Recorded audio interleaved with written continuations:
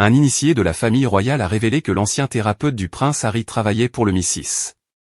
Dans son livre à succès The Palace Papers, la biographe royale Tina Brown affirme que Cressida Bona, alors petite amie du duc de Sussex, l'a encouragé à consulter un professionnel de la santé mentale après avoir été témoin du « tempérament explosif » d'Harry.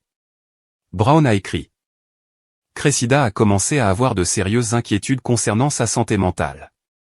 On ne sait pas si c'est elle qui a convaincu Harry de consulter un thérapeute. Un ami de la famille a déclaré à Brown que Cressida avait forcé le duc à accepter qu'il avait un problème et à consulter un psychanalyste. Harry s'est alors tourné vers Julia Samuel pour obtenir du soutien, une thérapeute qui était une amie de la princesse Diana et qui travaillait comme conseillère en deuil au NHS.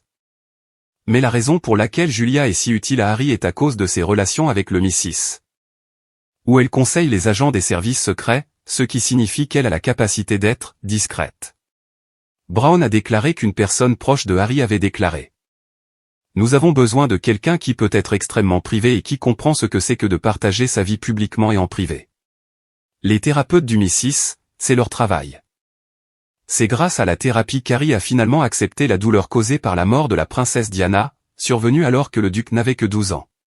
Finalement, écrit Brown, il a compris pourquoi il évitait sa tristesse en utilisant diverses tactiques, depuis le rôle du voyou au champagne jusqu'à mettre la tête dans le sable, refuser de penser à sa mère. Parce que à quoi bon? Cressida a encouragé Harry à demander de l'aide après avoir été témoin de ce comportement à plusieurs reprises, comme le documente Brown. Y compris un déjeuner dans un pub le jour de l'an à Killington près d'Oxford, lorsqu'Harry s'est mis en colère contre un homme âgé qui a demandé à être pris en photo avec le duc. Brown a été informé par une personne, ayant une connaissance directe, que Harry avait dit à l'homme de « sortir de ma conversation » avant qu'il « devienne rouge et s'en aille ».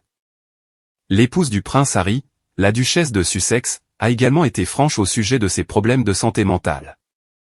Dans une interview choc avec Oprah Winfrey en 2021, Meghan a révélé que le stress de la vie royale l'avait amenée à envisager le suicide alors qu'elle était enceinte de 5 mois. La duchesse de Sussex a révélé qu'elle ne pouvait pas être seule et a dit à son mari qu'elle ne voulait plus vivre, avant d'affirmer que le personnel du palais de Buckingham avait ignoré ses appels à l'aide parce qu'elle n'était pas une employée rémunérée. Décrivant comment elle a envisagé de mettre fin à ses jours, estimant que c'était mieux pour tout le monde. Meghan a déclaré: Je savais que si je ne le disais pas, je le ferais.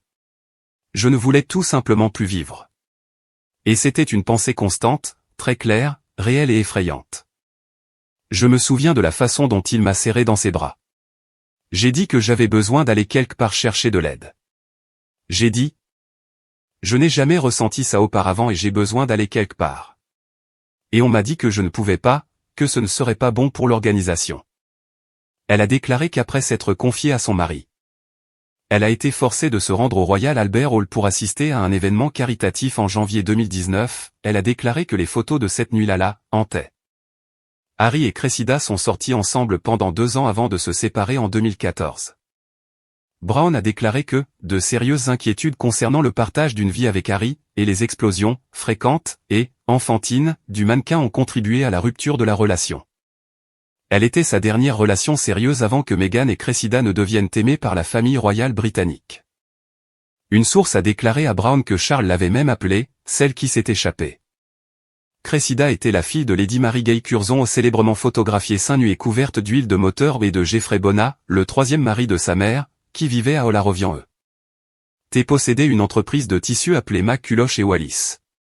Elle était également une personne active, remportant une bourse sportive au Prior Park College de Bath avant de fréquenter le pensionnat mixte de Stowe. Après avoir obtenu son diplôme, elle a étudié la danse à l'université de Leeds. Puis a poursuivi une carrière d'actrice ainsi que de mannequin pour Mulberry. Tout au long de sa relation avec Harry, le couple a voyagé ensemble en Suisse, a assisté à des concerts et a même été aperçu à des rendez-vous dans des restaurants. Brown a écrit qu'elle était l'invitée de Harry à Sandringham pour une séance photo ce week-end et qu'elle s'était facilement mêlée à ses amis. Cressida a également réussi le test africain lors de vacances réussies avec le prince dans le delta de l'Okavango au Botswana. Aujourd'hui, la It Girl, née dans le Hampshire, attend son 2e enfant avec son mari Harry Wentworth Stanley. La jeune femme de 35 ans s'est tournée vers l'écriture et le podcasting. Son flux sur les réseaux sociaux passant de selfies artistiques à des clichés avec son fils de 2 ans. Elle a lancé le podcast Lessons from Her Mother, animé par elle-même et sa demi-sœur Isabella Branson, plus tôt cette année. Le podcast est présenté comme « une conversation célébrant la maternité et la maternité sous toutes ses formes ». Le film mettait en vedette une multitude de stars de premier plan, dont Kate Winslet, Giovanna Fletcher et Marie Berry, qui ont offert au duo un délicieux gâteau fait maison et une tasse de thé. La princesse Eugénie, amie proche de Cressida, qui était à l'origine de sa décision de s'associer à Harry, prononcera également un discours. Un aperçu publié sur le compte Instagram du podcast montre Eugénie, 35 ans, parler avec émotion de sa mère, Sarah Ferguson. Quelle est la chose la plus précieuse que vous ayez apprise de votre mère? Cressida a demandé. Eugénie a partagé, je pense que pour moi, il s'agit de ce feu intérieur, vous savez. De la force en vous, et de la façon de l'allumer, ainsi que de la supprimer lorsque vous en avez le plus besoin.